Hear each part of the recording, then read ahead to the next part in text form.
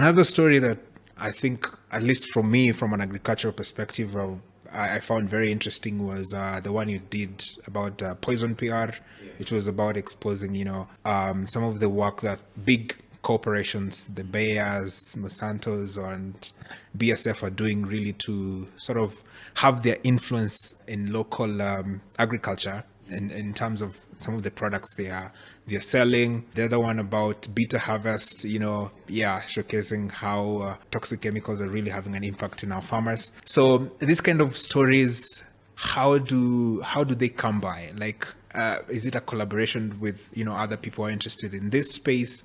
How do this kind of story have your eye? So for both of those stories was a product of collaborations where people who understood the industry a bit more came and told us, hey, that there's this problem, you guys, I think you need to look at it. And then we take our approach and we're like, actually, yes, there's a problem with these kinds of pesticides, this category, and this is the impact that it's having on our food. It even led to me doing like campaigns around the provenance of our food and chemicals, etc., outside of the documentaries and the storytelling. But that's typical of how certain stories come about. Why I'd say this one is important, because like I said, food security is really a foundational part of any society.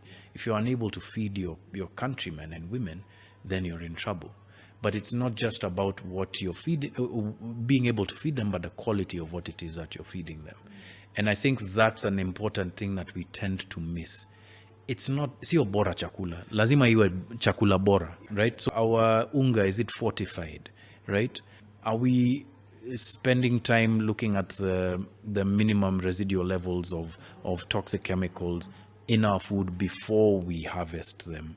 Are we applying the same standards for food that's consumed locally to the standards we apply for food that's being exported, right?